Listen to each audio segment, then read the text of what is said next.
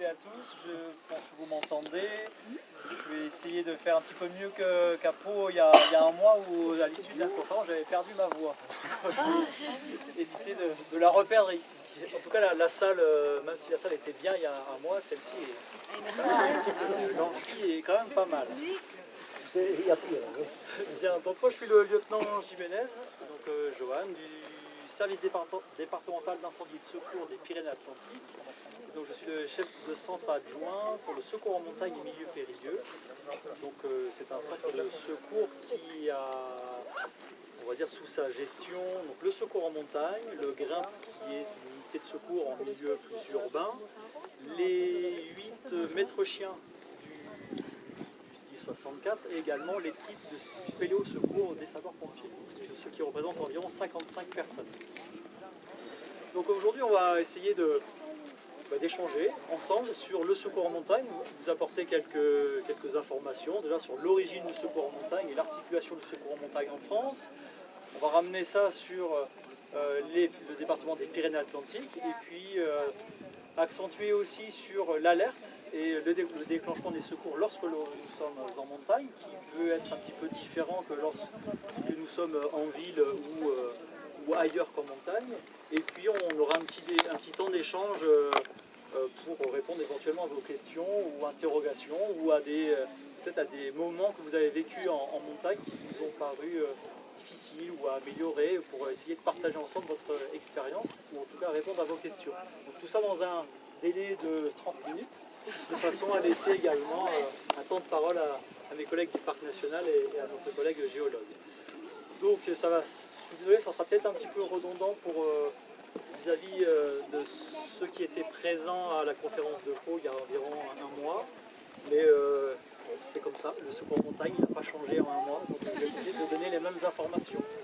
Donc quand on parle de secours en montagne, on parle d'unité de secours en montagne, et donc selon vous, qui intervient en secours en montagne en France? Quelles sont les unités qui interviennent? Le PGHM. Donc, le PGHM, donc les collègues de la gendarmerie nationale qui ont des unités de secours en montagne, effectivement. Les sapeurs-pompiers. CRS montagne.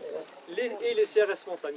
Donc ce sont les trois unités de secours principales que l'on retrouve en France. Il y a aussi dans les Alpes certaines associations agréées de sécurité civile telles que la Chamoniarde, je ne sais pas si vous les connaissez, donc qui peuvent intervenir également dans le plan de secours en montagne en renfort terrestre et ainsi de suite.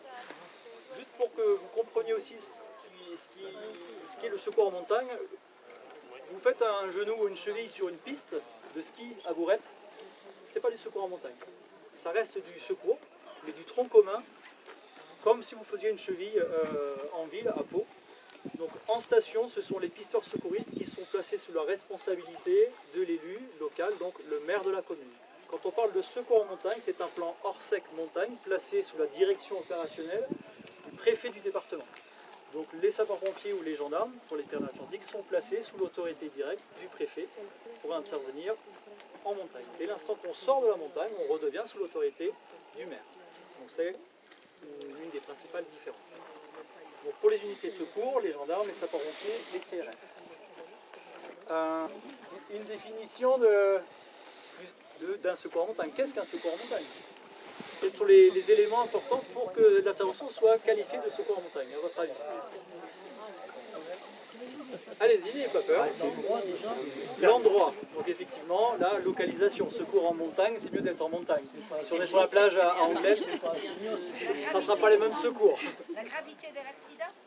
La gravité de l'accident, effectivement, c'est un élément qu'on oublie, mais la gravité de la victime, ou plus de l'état de gravité de la victime que de l'accident lui-même, oui, ça rentre aussi. Elle est marron, la montagne.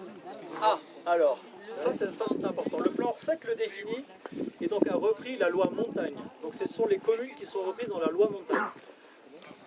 Cette liste, elle évolue quasiment tous les ans, parce que dans la loi montagne, peut-être les collègues du parc pourront l'aborder si ils le souhaitent. Dans la loi montagne, il y a différents volets. Il y a des aspects agricoles, des aspects liés à l'urbanisme. En tout cas, la première loi montagne, elle a fixé certaines communes qui faisaient partie du périmètre où cette loi s'appliquait. liées à la déclivité, à l'altitude, aux difficultés de réaliser les travaux agricoles, toucher les indemnités, ainsi de suite. C'était le premier projet, l'objectif de cette loi, et aussi de fixer des règles liées à l'urbanisme dans ces communes. Donc la loi montagne a fixé les communes là où s'applique le plan sec montagne. Oui, mais alors je me Donc, la vous avez... jambe à Louvis-Juson, Oui. à Louvis même, je suis en montagne. Alors, elle fait partie, Louvis-Juson fait partie de C'est la une loi, commune montagne, effectivement, mais ça ne veut pas dire que ça fait partie, que ça fait un secours en montagne. Ouais. Vous êtes dans Louvis-Juson. Ok, la localisation, ok. Commune loi montagne, effectivement, on pourrait envoyer un hélicoptère. Sauf que vous êtes lié à la gravité de l'accident ou de la victime et lié à l'accès des moyens. Ça sera les sapeurs-pompiers. peut y aller, c'est l'accès des moyens. Est-ce que le sommet de la Rune fait partie du secours en montagne? Non, mais il y a le train. Le sommet de la Rune, c'est quelle oui. commune? Oui. C'est quelle commune? Sarre, Asquin. Larot, non. Asquin. Asquin et Sarre. Et l'autre côté est espagnol. Eh bien oui, ces communes font partie de la loi montagne. Et donc quand on a une cheville en haut de la Rune, c'est un secours en montagne. Donc il y a potentiellement un hélicoptère qui peut partir. Donc l'état de gravité, la localisation, et donc je vous ai un petit peu donné le troisième élément, c'est surtout les voies carrossables et l'accessibilité des moyens. Vous avez le lac de Bious-Arctic. Vous allez à cette période, vous faites une cheville au niveau du barrage de Bious-Arctic, ça sera les sapeurs-pompiers de la Reims qui vont venir en terrestre avec une ambulance, un DSAV. La même cheville au mois de décembre, quand la route est fermée, avec un risque avalanche entre les deux, de la neige, les moyens terrestres ne vont pas pouvoir accéder. Cette cheville va durer un peu plus de temps, l'état de gravité de la victime va se dégrader, la cheville va transformer en hypothermie, ainsi de suite.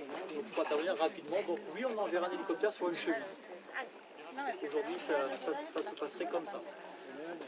Donc voilà un petit peu pour la définition du secours en montagne. Donc l'accessibilité, la localisation et l'état de gravité.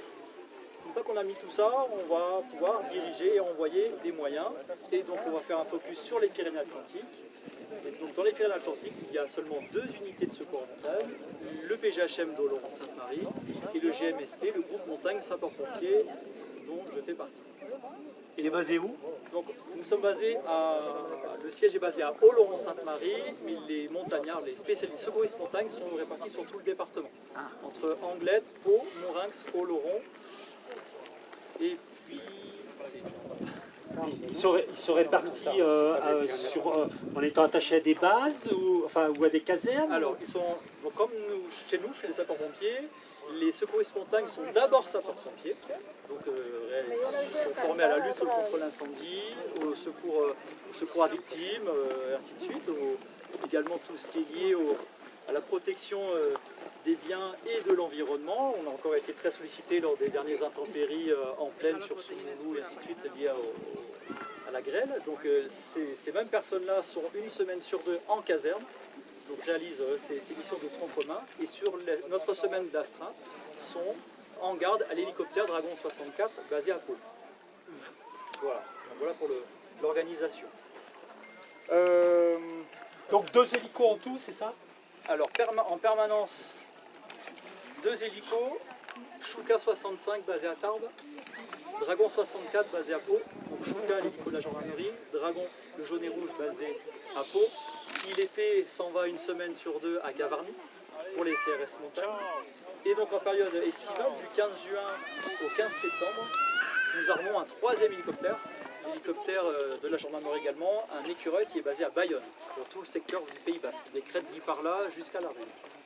Donc en termes de gravité et de secours, on n'est pas dans du secours très complexe et jamais très grave, même si quelquefois il y a quand même des exceptions, mais ça génère quand même un bon nombre de secours l'été. Donc voilà pour les Pyrénées-Atlantiques, donc 2 unités de secours, le même profil, même formation quasiment. Seule différence entre les gendarmes et nous, c'est que les gendarmes ont des pouvoirs de police judiciaire, eux sont OPJ et pas nous. Donc ils peuvent éventuellement faire de la répression, verbaliser, mais surtout intervenir sur des enquêtes lorsqu'il y a un accident, même si c'est sur notre semaine de garde. Et s'il y a malheureusement un accident mettant en cause un professionnel ou un groupe encadré, notamment le CAF, vous pouvez être entendu par les gendarmes du PGHM, par un OPJ dans le cadre d'une enquête pour établir des responsabilités. Donc les gendarmes ont ces deux casquettes-là. Les CRS également ont également une mission de police. Donc que les pompiers n'ont pas, mais nous on a aussi notre mission de lutte incendie et de secours ultime. Voilà. On se partage le gâteau comme ça. Donc pour vous qui êtes usagers, on va dire, de la montagne, cette alternance d'une semaine sur deux, c'est complètement transparent. Quel numéro vous allez faire en cas de secours? 112, 114. Le 112. Et donc, normalement, on ne devrait plus voir le numéro à 10 chiffres du 05 du PGHM d'Oloron dans les refuges. Et là, je pense que je peux parier ma paye, peut-être pas ici, mais en tout cas, il y a des refuges encore aujourd'hui en France, et dans les Pyrénées, et dans les Pyrénées-Atlantiques, et dans la vallée d'Ossau, où il y a encore le numéro à 10 chiffres. Alors c'est pas pour faire de la pub pour les pompiers ou contre le PGHM, c'est pas du tout ça. C'est que vous avez tous entendu parler, il y a eu une avalanche cet hiver au niveau de la Pierre Saint-Martin en dessous du pic d'Anis. Vous êtes intervenus, enfin, des membres du CAF sont intervenus et heureusement qu'ils sont intervenus parce que le bilan a été très très léger et c'est grâce aux membres du CAF d'ailleurs qui ont secouru les personnes qui étaient ensevelies. Mais en tout cas, ces personnes-là du CAF avaient composé le numéro à 10 chiffres. Et donc, juste pour schématiser comment ça s'est passé. Mais parce que le 112 ne passait pas. Parce que le 112 ne peut. Alors, c'est bizarre que le 112 ne passe pas et que le numéro à 10 chiffres Alors, passe. voilà, ils ont essayé, c'est pour ça. Mais bon, en tout cas, juste pour vous schématiser, quand le PGHM n'est pas dans sa semaine d'alerte, il n'y a personne qui veille le téléphone à 10 chiffres. C'est un téléphone administratif à ce moment-là. Donc le gendarme passait justement dans la pièce et a décroché et est tombé sur le secours. 10 minutes après ou 10 minutes avant, il n'y aurait eu personne au bout du fil. Donc c'est pour ça, c'est simplement que aujourd'hui en France, ça a été fixé par une circulaire, la circulaire KIL, qui fixe depuis 2011 l'organisation des secours en France et qui dit qu'il faut composer le 112. Voilà, le 112 est un numéro d'urgence européen. Donc par définition, les montagnes sont quand même très souvent les limites frontalières entre deux pays. Donc vous pouvez tomber aussi bien en France qu'en Espagne, ou en Italie, en Suisse, en Allemagne, ou en Andorre, suivant là où vous êtes. Mais en tout cas, au bout du 112, il y aura quelqu'un qui sera en mesure de vous répondre et normalement de parler votre langue. Une langue européenne. Si vous leur parlez en berner, pas tout. En tout cas, chez nous, ça parle pas bien. Un petit peu basque de temps en temps, mais encore. Et justement, le cas de figure, il y a un accident sur une crête frontière. Oui. En fait, le 112 passe mieux côté espagnol que côté français. Donc, c'est un opérateur espagnol qui prend mais qui voit qu'on est français. Quelles sont vos coordinations? Comment ça se passe concrètement dans un cas comme ça? Alors, c'est pas le fait que vous parliez français ou non, parce que c'est le fait de tomber en Espagne quand vous appelez. Donc déjà, c'est-à-dire que le relais qui a capté le 112 va envoyer vers le service compétent. Donc l'Espagne est organisée, on va dire, un petit peu comme en France, suivant si c'est en Aragon, en Navarre, en Guipuscoa, suivant la localisation. Donc les Espagnols ont également des pompiers qui réalisent du secours en montagne, ou alors sinon la Guardia Civile. On a une parfaite coordination entre les secours espagnols et les secours français. On a également un système d'interprète qui peut rentrer dans la conférence téléphonique et interpréter, traduire les demandes des personnes dans la langue dans laquelle ils parlent. Des fois, c'est pas forcément facile entre un basque espagnol, un basque français, un espagnol de la Navarre, un espagnol castillan. Ça peut être des fois compliqué. Donc en tout cas, il y a une parfaite coordination entre les secours espagnols et les secours français. Là, il y a 2 ans, post-confinement, j'allais dire post-Covid, mais malheureusement, je ne peux pas trop le dire parce que c'est pas encore fini. Mais post-confinement, il y a eu une explosion des secours en montagne. Pour notre unité, il y a eu 200 secours, donc on va dire sur une semaine sur deux, donc environ 400 secours. Il y a 20 ans, c'était 60 secours. Voilà, donc juste pour vous donner un petit peu l'évolution. Et donc il y a 2 ans, les secours français, voilà, de notre côté, là, il y a eu énormément de secours, on a eu à faire, on a pu demander les renforts des Espagnols, donc il y a des hélicos espagnols qui sont passés côté français, des hélicos français qui sont passés côté espagnol. Donc ça, il y a cette parfaite coordination. Vous avez peut-être dû voir certains panneaux ou entendu parler du projet POCTEFA, Alerte POCTEFA. Donc c'est un projet transfrontalier qui a permis, dans un temps limité, comme tout projet, d'avoir certaines facilités pour développer des réseaux radio, développer de la formation, des équipements. Donc il y a vraiment une volonté de développer une organisation, une stratégie de secours en montagne franco-espagnole. Ça, on n'a pas trop le choix, on est tout le temps à jouer entre les deux pays. Voilà. Donc voilà pour les Pyrénées-Atlantiques. Donc plusieurs hélicos, plusieurs bases, 2 unités de secours. Les sapeurs-pompiers ont fait d'ailleurs cette année les 20 ans du secours en montagne, de l'alternance. Quoi vous dire de plus? Là, vous restez assez générique. Si, pour revenir un petit peu sur l'historique, je l'avais évoqué à Pau il y a un mois.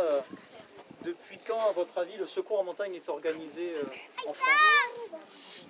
Ça monte au début du 20e. 56. Ah, ça triche. 1956, ça vous parle? Non. Le secours Vincent Don et Henri.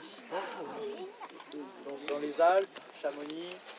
Alors il y a eu des secours avant, hein, mais on va dire que c'est ce secours-là qui a été très médiatisé, notamment avec un nom que vous connaissez certainement si étant donné que vous êtes du CAF et vous êtes certainement intéressé par la montagne, Walter Bonatti, voilà, qui a, avec un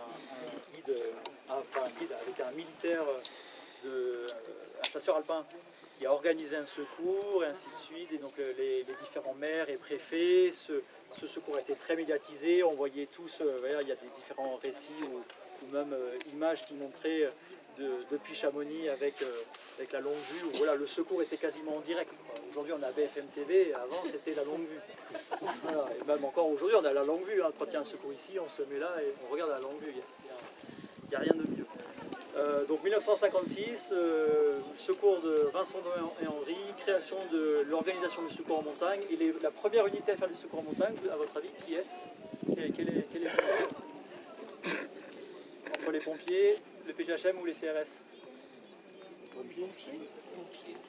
Malheureusement non. Les CRS. Les CRS montagne. Qui a été la première unité à s'organiser pour faire du secours en montagne. Donc même si voilà, aujourd'hui le PGHM est très présent et communique beaucoup et est ancré, voilà, peut-être par leur acronyme, ou je ne sais pas, en tout cas aujourd'hui quand même moi en tenue, je rentre à la maison avec un véhicule rouge où il y a marqué sapeur-pompier, mon voisin me dit que je travaille au PGHM. Les agents du parc pourront en parler également, ils ont aussi leur petite anecdote là-dessus. Voilà. Donc on a accentué un petit peu aussi sur le 112, donc n'hésitez pas à composer le 112, faites le 112 pour appeler en cas de problème en montagne. Lorsque ça ne passe pas, qu'est-ce que vous feriez? SMS 114. On a des balises. Pas le numéro additif, monsieur, vous sortez. Le 114, j'ai entendu. Ouais. Bien joué. Donc le 114, tout le monde connaît le 114? Oui. Ah, ça, de toute façon, on est dans le CAF là, ouais, ça a été très communiqué dans le CAF. Donc le 114, l'origine du 114, bien entendu, c'est pas le secours en montagne. Non. D'accord. C'est pour les malentendants. Voilà. Donc c'est et les muets aussi. Les trois là. Donc ce numéro a été fait pour demander des secours via un SMS, et donc ce SMS est géolocalisé. Donc on commence nous aussi à communiquer sur ce numéro-là, de façon, parce que bon, en pleine ville de Pau, je suis boulevard des Pyrénées, bon, je pense que les pompiers devraient arriver à trouver, ou la police, ou ainsi de suite. Donc vous êtes en face de l'Osso, parfaitement la voir. Quand on est en hélicoptère, c'est tout à fait l'inverse. On voit du sombre, on voit du vert, ou les cailloux et la ligne électrique par exemple, là, pour donner un exemple, on ne la voit pas du tout. Et donc une cordée là, on sait qu'il y a des cordées dans la voie, déjà comme ça, sans jumelles, on ne voit rien du tout. Et même avec des jumelles, il faut aller chercher et tomber dessus. Donc la coordonnée GPS ou la localisation précise, le nom de la voie, telle longueur, ça c'est vraiment du pain béni pour nous et ça permet d'accélérer et de venir sur les lieux le plus rapidement possible. Et les coordonnées, vous me les donnez en degrés ou en UTM? On accepte les deux. Simplement, dans l'hélicoptère, on est en degrés millième de minute, en DMM, dans l'hélico. Mais bon, ça après, nous on fera la conversion. Vous donnez ce que vous avez. Si vous avez déjà quelque chose, c'est super. Alors après, si vous n'avez rien et que ça passe, on a ce qu'on appelle l'AML. Donc c'est un logiciel qui permet de vous géolocaliser. Alors c'est pas intrusif parce qu'on ne peut pas prendre la main sur votre téléphone comme ça non plus. On peut pas. Là, si j'ai envie de suivre ma femme par téléphone, je ne peux pas le faire sans son accord. Je suis obligé de lui envoyer un SMS et ou de l'avoir en ligne via un numéro d'urgence, le 18, le 17 ou le 112. Et j'active sa géolocalisation. Si vous prenez votre téléphone, vous faites le 112, vous allez voir le logo du GPS qui va automatiquement s'activer sur votre téléphone. Si vous avez un téléphone qui est géolocalisé, si vous avez encore le téléphone à clapper, bon, je ne garantis pas. Mais les nouveaux smartphones, voilà, depuis maintenant 5-6 ans, ces derniers sont géolocalisés. Donc nous, on peut prendre la main sur votre téléphone avec votre accord, vous allez recevoir un SMS, vous allez activer ou non, et puis on va pouvoir géolocaliser. Maintenant même, avec le progrès, on peut même prendre la main et filmer ou prendre des photos avec votre téléphone.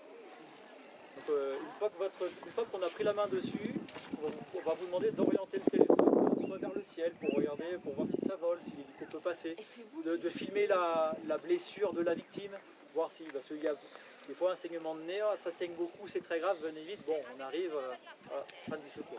Bon, ça fait cher le secours. Mais bon, voilà, on filme, enfin, c'est vous qui allez filmer, vous allez entendre. Oui, c'est vous qui filmez, on n'a encore pas la main sur votre main. Donc, on est obligé de prendre la main sur le téléphone, mais on va aussi vous demander de filmer ce que l'on veut voir. Donc la victime, le ciel, le relais. On aime bien aussi, il y a une phase très critique dans le secours, c'est quand on arrive, quand on est treuillé sur la victime en pleine paroi, cette phase est assez critique. Donc on aime bien avoir un visuel sur le relais. Quand vous allez nous dire, oui c'est bon, c'est safe, peut-être que pour nous, on n'a pas la même vision des choses. Donc ça, on aime bien aussi avoir un petit visuel dessus. On ne le fait pas beaucoup, hein, encore, la prise en main vidéo, mais ça permet d'être proactif et d'avoir cette vision et le temps du transport. On peut déjà se mettre en configuration secours et savoir quel matériel je prends. Si on en parlait tout à l'heure avec les collègues du Parc National, en ce moment, avec ces vagues de plus en plus récurrentes de canicules, ainsi de suite, il y a une aérologie qui est assez difficile pour les hélicoptères. Là, il fait grand ciel bleu, et je vous garantis qu'en hélicoptère, c'est pas agréable aujourd'hui. Il y a très peu de portance, donc on est obligé d'alléger au maximum les machines. Donc, nous, pour vous donner un exemple, tous les matins, on se pèse avant de monter dans l'hélicoptère. Parce que si je suis un peu trop gros, on va mettre un petit peu moins de kérosène. C'est très concret. Donc voilà, aujourd'hui je suis maigre, allez, je mets un peu plus de kéro. Donc voilà, on prend la température en compte et ainsi de suite. Donc bon, moi on est obligé de m'emmener. Mais par contre, je vais peut-être prendre que 2 pitons au lieu d'en prendre 4. Je vais peut-être prendre qu'une batterie sur mon perfo pour les mettre un point supplémentaire au lieu d'en prendre 2. Mais c'est pas, je n'exagère pas, c'est réellement comme ça. Les moindres kilos dans la machine, 1 kilo par-ci, par-là, on peut vite tomber à 10-20 kilos. Et 20 kilos dans un hélicoptère où ça porte pas beaucoup, ça peut faire la différence. Quand vous avez parlé que les difficultés pour l'hélicoptère, oui. Je pensais que c'était par rapport à la clim. Vous avez la clim dans l'hélicoptère? Il n'y a pas la clim dans l'hélico. En plus, non, comme ça, bonjour. Ah oui. Avec ça, plus la portance, là, le défaut de portance. Alors la chaleur, c'est surtout lié à la portance. Il y a vraiment des trous, hein, des trous d'air. Excusez-moi, quand vous avez parlé du 114, je ne connaissais pas du tout. Oui. C'est un numéro à parler ou uniquement SMS? SMS. Que SMS? Oui. Si on fait un SMS, on fait un 114. C'est ça. D'accord. Et là, on est sûr que ça passe? Oui. Et ça sera géolocalisé. C'est bon à savoir. Alors après, voilà, enfin sûr que ça passe, attention. En fait, Préciser le 130 qui passe par s'il y a un relais qui fonctionne dans le point, c'est juste pas une... Alors, le 112 permet juste de faire le lien entre, si vous êtes, je ne sais pas, chez Orange, Bouygues, SFR, je suis obligé de donner les trois, sinon je ne sais pas.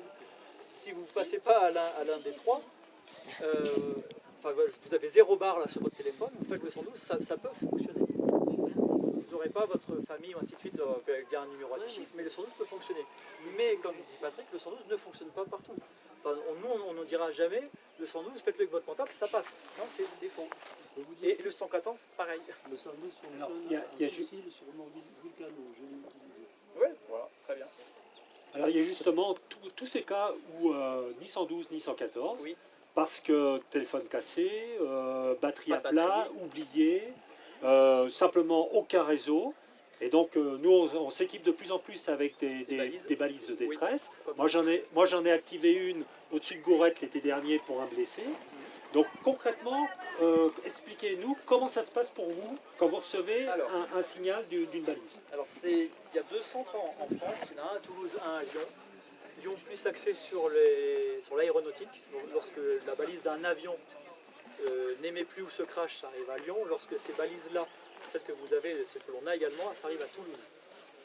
Donc lorsque vous déclenchez cette balise-là, ça arrive à ce centre de coordination. Et en fonction de la localisation, ça transmet aux pompiers. Pour ici, 64, c'est les pompiers qui sont identifiés, donc ça arrive au CODIS, le Centre opérationnel départemental d'incendie et de secours. Et donc ça nous transmet les coordonnées GPS et puis après on retombe dans un déclenchement de secours normal. Oui, Donc, mais là vous êtes à l'aveugle puisque vous avez juste le signal. on a juste le signal, mais on a quand même une demande de secours. Alors ce qui est un peu paradoxal, c'est qu'on a également pour notre sécurité, je sais pas, vous avez tous entendu parler dans la presse qu'il y avait un hélicoptère de Dragon 64 qui était porté disparu il y a 2 ans, peut-être. Enfin, il n'était pas craché, hein, c'est pas celui qui avait été porté. Voilà, c'est ça, Artoust. Il était juste pris dans la brume et ils avaient tout coupé, donc ça n'émettait plus rien. Donc à partir de là, nous on a aussi développé pour notre sécurité ces balises GPS. Donc ce qui est paradoxal, c'est quand nous-mêmes, sapeurs-pompiers ou secours en montagne, quand on déclenche la balise, ça nous renvoie vers nous. Est-ce qu'on a un retour d'expérience sur les balises? Quand les secouristes sont en galère, il n'y a pas grand monde pour aller les chercher. Est-ce qu'on a un retour d'expérience sur les balises? C'est safe, comme vous dites. On a besoin de lancer une alerte, on appuie sur le bouton, on est sûr que ça marche? Ah oui, si vous avez une connexion GPS, toujours pareil. Je l'ai essayé la semaine dernière dans un canyon.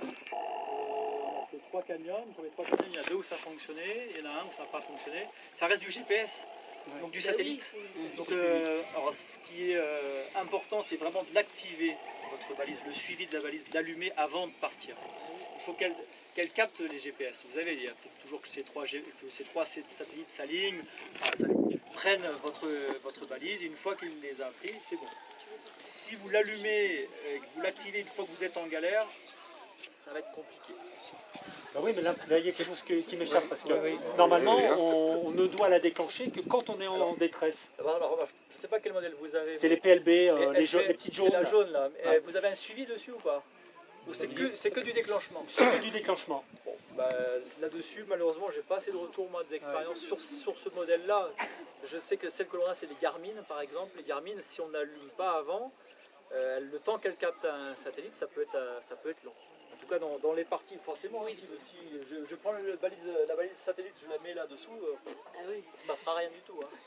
Ça reste du satellite, ça ne transperce pas non plus. Voilà, les PLB, l'intérêt, mais c'est peut-être vrai pour les autres balises, c'est qu'il y a effectivement les 2 canaux de réception, les avions et les satellites. Mais faut-il que ça passe? Quoi, voilà, c'est ça. Donc là, il y a certainement un délai, hein, c'est sûr. Ça serait vraiment. Parce que je peux vous dire, c'est que, puisque moi j'ai déclenché sur Gourette, là, sur les lacs vers Arsoras, hein, et ça a été direct, immédiat. Hein. Ouais, mais très bien. J'avais oublié de déployer l'antenne. En plus. Et on a également un téléphone satellite, où on doit déployer l'antenne.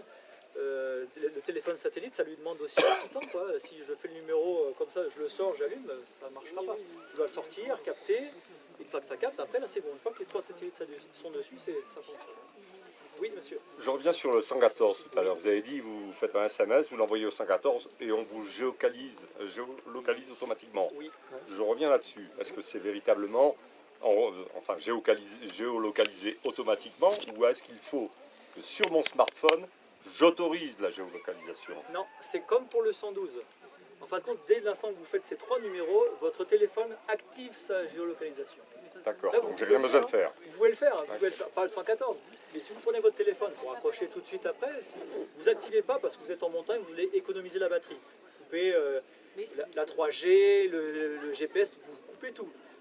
Même en mode avion, vous coupez tout. Vous faites le 112, ça va activer la géolocalisation. D'accord. Monsieur. Ça existe les cartes détaillées des trous de couverture. Non, alors il existe via l'ARCEP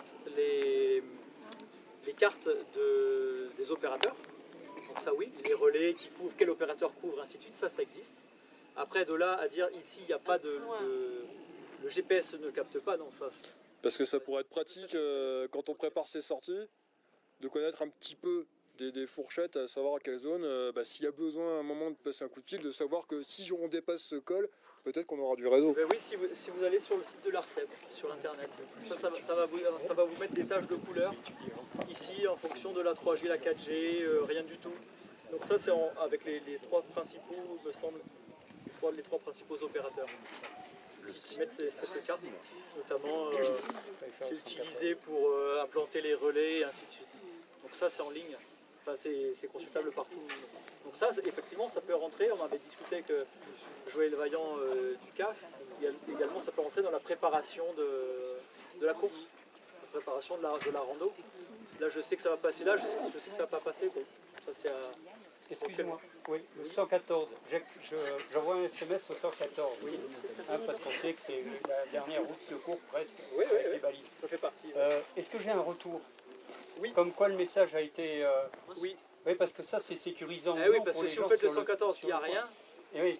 Bon ils arrivent et bon. Qu'est-ce qui s'est passé? Ils m'ont reçu ou non? Oui, il y a un retour. D'accord. Et ils peuvent même communiquer avec vous. Ils vont communiquer par SMS. D'accord. Parce que là vous le transposez en montagne, mais faites-le pour un malentendant ou lui qui est en pot, il faut qu'il sache si les moyens de secours sont engagés. Donc ils vont converser avec vous, ce sont des opérateurs qui vont vous envoyer des messages. Et le type de message, c'est accident, c'est essayer de donner la localisation, blablabla. Oui, alors c'est toujours l'état de gravité. Ouais, d'accord. Le lieu, c'est... Après, même si le SMS est géolocalisé, c'est quand même pas mal de dire là où vous êtes, quoi. Si vous, voilà, je suis à la commune ou ainsi de suite, quoi. N'hésitez pas. Ouais, ça confirme. Ça confirme. Voilà. Après, non, savoir consommer mon temps. Juste, vous avez cité le site de l'ARCEP. L'ARCEP. L'ARCEP. A-R-C-E-P. A-R-C-E-P, oui. Ok.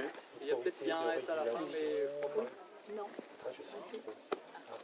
Des communications, Voilà, alors c'est le... autorité de régulation des émissions. Oui, c'est quelque chose comme ça.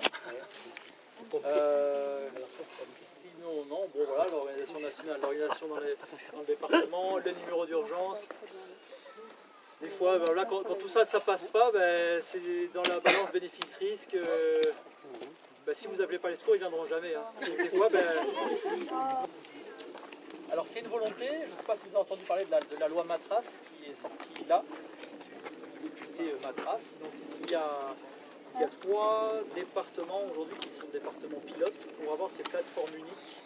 Donc savoir dans une même salle, aujourd'hui, alors en plus dans les Pyrénées-Atlantiques, il y a une spécialité, il y a une spécificité.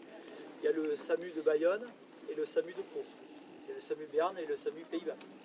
Donc quand vous faites le 112 ou le 15, vous tombez autant à Bayonne que vous tombez à Pau. Donc il y a une volonté en France en tout cas d'avoir un seul numéro. Ça c'est sûr, pour éviter d'avoir tous ces numéros. Mais ça répondra pareil. Ça répondra pareil et normalement même mieux. Normalement même mieux. Ça ira. Monsieur la dernière est... Le coût d'une intervention, du coup, et qui paye? Ah, alors, qui paye? Je pense que c'est tout le monde ici. Eh ben, un hélicoptère, un EC-145, c'est comme celui de Dragon, on estime environ, alors avant Covid, parce que tout a augmenté, c'est 1500 € de l'heure. Bon, voilà. Un écureuil qui est plus vieux, alors c'est un peu comme ça, mais l'écureuil de la gendarmerie qui est basé à Bayonne, c'est 2500 € de l'heure. Ça aussi que les vieux coûtent plus cher. Bon, parce que bon, il y a l'usure de la machine, il y a les pièces qui ne se fabriquent plus. reste encore de la pièce, mais bon, l'écureuil, c'est l'hélicoptère le plus vendu au monde. Hein. Enfin, c'est l'hélicoptère qui s'est posé en haut de l'Everest. Donc bon, tu peux largement poser à la rune. Ça devrait aller. Mais après, voilà, il y a le coût lié à l'usure, le coût du kérosène, le coût des secouristes, le coût du médecin. Bon, voilà, c'est à minima, je sais pas, je pourrais pas vous dire. C'est comment dire, c'est mon chef qui raisonne comme ça. Combien ça coûte? C'est normal. C'est normal. Eh ben, le secours en France est gratuit, sauf sur les pistes.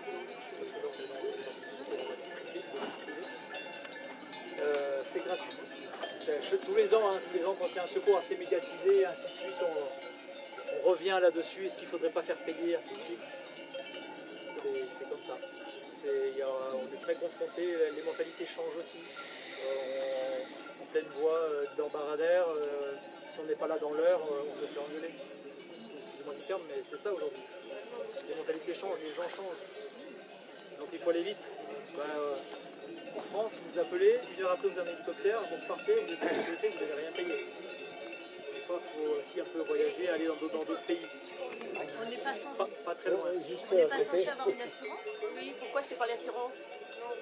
C'est pas obligatoire. C'est pas Vous, obligatoire. parce que vous êtes dans le cadre du CAF. Mais moi, je ne suis pas CAF. Je prends mon sac, mes chaussures, je vais faire l'osso. Oui, alors Pas on a la même d'assurance. enseigne. Et en tout cas, je ne vais pas recevoir de facture. Et sur les pistes de ski, pourtant, il y a une assurance. Ah, sur les pistes de ski, parce qu'on n'est pas dans le secours en montagne. Parce que les pisteurs, eux, ils vont facturer. C'est normal. Oui, Michel, c'est bon pour Marie, de on peut.